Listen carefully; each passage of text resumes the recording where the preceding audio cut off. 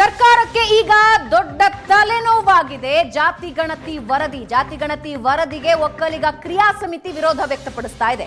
ವರದಿ ವಿರೋಧಿಸುವಂತೆ ಒಕ್ಕಲಿಗ ಸಚಿವರಿಗೆ ಸೂಚನೆ.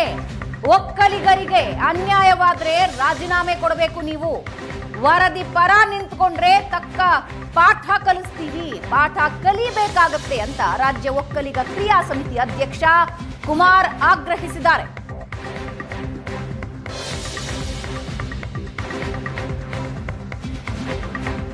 ಒಕ್ಕಲಿಗ ಸಚಿವರಿಗೆ ಕ್ರಿಯಾ ಸಮಿತಿ ಸಂದೇಶ ರವಾನಿಸ್ತಾ ಇದೆ. ಒಕ್ಕಲಿಗರಿಗೆ ಅನ್ಯಾಯವಾದ್ರೆ ನೀವು ರಾಜೀನಾಮೆ ಕೊಡಬೇಕು. ಒಂದು ವೇಳೆ ನೀವೇನಾದ್ರೂ ವರದಿಯ ಪರವಾಗಿ ನಿಂತ್ರೆ ತಕ್ಕ ಪಾಠ ಕಲಿಬೇಕಾಗತ್ತೆ.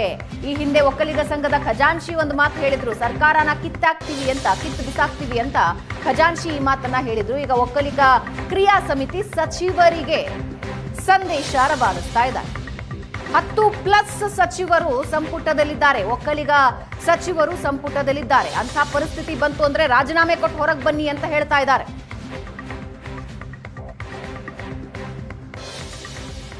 ನಮ್ಮ ಜೊತೆಗೆ ಮಾತನಾಡೋದಕ್ಕೆ ಒಕ್ಕಲಿಗರ ಕ್ರಿಯಾ ಸಮಿತಿಯ ಅಧ್ಯಕ್ಷರಾಗಿರುವಂಥ ಕುಮಾರ್ ಅವರು ಇದ್ದಾರೆ. ಬನ್ನಿ ಅವರು ಏನು ಹೇಳ್ತಾರೆ ಕೇಳೋಣ.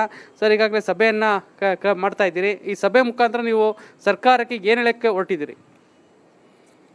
ಈಗ ಸರ್ಕಾರ ಏನು ಮಾಹಿತಿ ಮಾಧ್ಯಮದಲ್ಲಿ ತಮ್ಮ ಮಾಧ್ಯಮಗಳಲ್ಲಿ ಬಂದಿರತಕ್ಕಂಥ ಸೋರಿಕೆಯಾದ ವರದಿ, ಈಗ ಅಧಿಕೃತವಾಗಿ ನಾವು ಯಾವ ವರದಿಯನ್ನು ನೋಡಿಲ್ಲ.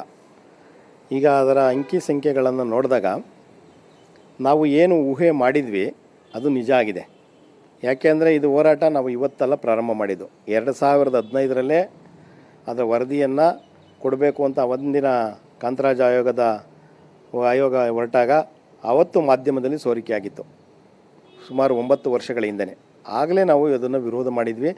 ಆಗ ನಾವು ಒಕ್ಕಲಿಗರು ಮತ್ತು ಲಿಂಗಾಯತರ ಜಂಟಿ ಸಭೆಯನ್ನು ನಮ್ಮ ಒಕ್ಕಲಿಗರ ಕ್ರಿಯಾ ಸಮಿತಿನೇ ಅವತ್ತು ಮಾಡಿತ್ತು. ಸೊ ಅದರಿಂದ ನಾವು ಸರ್ಕಾರ ಇದು ವೈಜ್ಞಾನಿಕವಾಗಿ ಮಾಡಬೇಕು, ಮತ್ತು ಯಾವುದೇ ಕಾರಣಕ್ಕೂ ಈಗೇನು ಮಾಧ್ಯಮದಲ್ಲಿ ವರದಿಯಾಗಿದೆ, ಸೋರಿಕೆ ಆಗಿರ್ತಕ್ಕಂಥ ವರದಿ ಅಂಕಿ ಸಂಖ್ಯೆಗಳೇ ಯಥಾವತ್ತಾಗಿ ಅಧಿಕೃತಗೊಂಡ್ರೆ ನಾವು ಈ ವರದಿಯನ್ನು ಯಾವುದೇ ಕಾರಣಕ್ಕೂ ಒಪ್ಪೋದಕ್ಕೆ ಸಾಧ್ಯನೇ ಇಲ್ಲ. ಮಾನ್ಯ ಸಚಿವರುಗಳು ಏನಿದ್ದಾರೆ, ನಮ್ಮ ಸಮುದಾಯದ ಸಚಿವರುಗಳು, ಮಾನ್ಯ ಉಪಮುಖ್ಯಮಂತ್ರಿಗಳು 2023 ಚುನಾವಣೆ ಮುಂಚೆ ನಮ್ಮ ಸಮುದಾಯದಲ್ಲೇ ಒಂದು ವಿನಂತಿಯನ್ನು ಮಾಡಿದರು. ಈ ಬಾರಿ ಪೆನ್ನು ಪೇಪರ್ ಕೊಡಿ ನಮಗೆ, ನಾನು ನಿಮ್ಮ ಪರವಾಗಿ ನಿಲ್ತೀನಿ ಅಂತ ಹೇಳಿ ಅವತ್ತು ನಮ್ಮ ಸಮುದಾಯವನ್ನು ಅವರು ಮನವಿ ಮಾಡಿದರು. ಅವರು ಮನವಿಗೆ ಹೋಗೊಟ್ಟು ನಮ್ಮ ಸಮುದಾಯ ಗಣನೀಯವಾಗಿ ಅವರಿಗೆ ಬೆಂಬಲಿಸ್ತು. ಈಗ ನಿಮ್ಗೆ ಅಧಿಕಾರ ಕೊಟ್ಟಿದ್ದೀವಿ. ನಿಮ್ಗೇನಾದರೂ ಸಮುದಾಯದ ಹಿತಾಸಕ್ತಿ, ಸಮುದಾಯದ ಸಂಕಷ್ಟ ಸ್ಥಿತಿ ಈಗ ನೀವು ಬಂದಾಗ ನೀವು ನಮ್ಮ ಪರ ನಿಲ್ಲಬೇಕು. ನೀವು ಕ್ಯಾಬಿನೆಟ್ನಲ್ಲಿ ನಾಳೆ ಚರ್ಚೆ ಬಂದಾಗ ಅದಕ್ಕೆ ವಿರೋಧ ವ್ಯಕ್ತಪಡಿಸಬೇಕು. ಅದು ಏನಾದರೂ ಯಥಾವತ್ತು ಏನಾದರೂ ಜಾರಿ ಮಾಡ್ತೀವಿ ಅಂತ ಅಂದರೆ ನೀವು ರಾಜೀನಾಮೆ ಕೊಟ್ಟು ಕೂಡಲೇ ಬರಬೇಕು. ಸಮುದಾಯ ನಿಮ್ಮ ಜೊತೆ ನಿಲ್ಲುತ್ತೆ, ಆಗ ನೀವು ನಾಯಕರಾಗ್ತೀರಾ. ನೀವು ಏನೋ ಯಾರಿಗೋ ಒಬ್ಬರ ಅಧಿಕಾರಕ್ಕೋಸ್ಕರ ಏನಾದರೂ ನೀವು ಇವತ್ತಿನ ಬೇರೆ ಬೇರೆ ಮಾತುಗಳನ್ನು ಆಡಿದ್ರೆ ನೀವು ಸಮುದಾಯದ ವಿರೋಧವನ್ನು ಅವರ ವಿಧಾನಸಭಾ ಕ್ಷೇತ್ರಗಳಲ್ಲಿ ಮುಂದಿನ ಚುನಾವಣೆಗಳ ಸಂದರ್ಭದಲ್ಲಿ ಭಾರಿ ವಿರೋಧವನ್ನು ವ್ಯಕ್ತವಾಗುತ್ತೆ. ಕೂಡಲೇ ನೀವು ಅದನ್ನು ವಿರೋಧ ಮಾಡಬೇಕು. ಅದರ ಅಂಕಿ ಸಂಖ್ಯೆಗಳನ್ನು ಎಲ್ಲವನ್ನು ಕ್ರೋಢೀಕರಣ ಮಾಡಿ ಕಾನೂನುಬದ್ಧವಾಗಿ ಏನಾಗಿದೆ, ಅಲ್ಲಿ ಏನು ತಪ್ಪಾಗಿದೆ ಅಂತ ಹೇಳಿ ಸರ್ಕಾರಕ್ಕೆ ನೀವು ಮನವಿ ಮಾಡಿಕೊಡ್ಬೇಕು.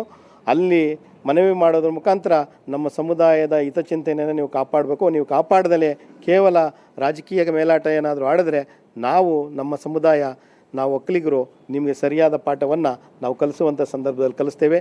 ಇದಿಷ್ಟು ಏನು ಇವತ್ತು ನಡೆದಂತಹ ಸಭೆಯಲ್ಲಿ ತೆಗೆದುಕೊಂಡಂತಹ ಪ್ರಮುಖ ನಿರ್ಣಯಗಳು ಏನಂತಂದರೆ, ನಾಳೆ ನಡೆಯುವಂಥ ಕ್ಯಾಬಿನೆಟ್ನಲ್ಲಿ ಏನು ಜಾತಿ ಗಣತಿ ವರದಿ ವಿಚಾರವಾಗಿ ಸಮುದಾಯದ ಸಚಿವರುಗಳು ಏನಿದ್ದಾರೆ ಅವರು ಇದನ್ನು ವಿರೋಧಿಸಬೇಕು. ಒಂದು ವೇಳೆ ಜಾರಿಯಾದರೆ ಕೂಡಲೇ ಅವರು ತಮ್ಮ ಸ್ಥಾನಕ್ಕೆ ರಾಜೀನಾಮೆಯನ್ನು ಕೊಟ್ಟು ಬಂದು ಜನಾಂಗದ ಜೊತೆ ನಿಲ್ಲಬೇಕು ಅನ್ನುವಂಥದ್ದನ್ನು ಒತ್ತಾಯವನ್ನು ಮಾಡ್ತಾ ಇರುವಂಥದ್ದು. ಹೀಗಾಗಿ ಸರ್ಕಾರಕ್ಕೆ ಏನು ಒಂದು ಎಚ್ಚರಿಕೆಯನ್ನು ಕೊಡ್ತಾ ಇರುವಂಥದ್ದು, ಯಾವುದೇ ಕಾರಣಕ್ಕೂ ಈ ಒಂದು ಜಾತಿ ಗಣತಿ ವರದಿಯನ್ನು ಜಾರಿ ಮಾಡಲೇಬಾರ್ದು ಅನ್ನುವಂಥ ಒಂದು ಒತ್ತಡವನ್ನು ಹಾಕ್ತಾ ಇದ್ದಾರೆ. ಕ್ಯಾಮ್ರಾಮನ್ ಶಿವಕುಮಾರ್ ಜೊತೆ ನಂದೀಶ್ ಮಾಲಿನಲ್ಲಿ, ಏಷ್ಯಾನೆಟ್ ಸುವರ್ಣ ನ್ಯೂಸ್, ಬೆಂಗಳೂರು.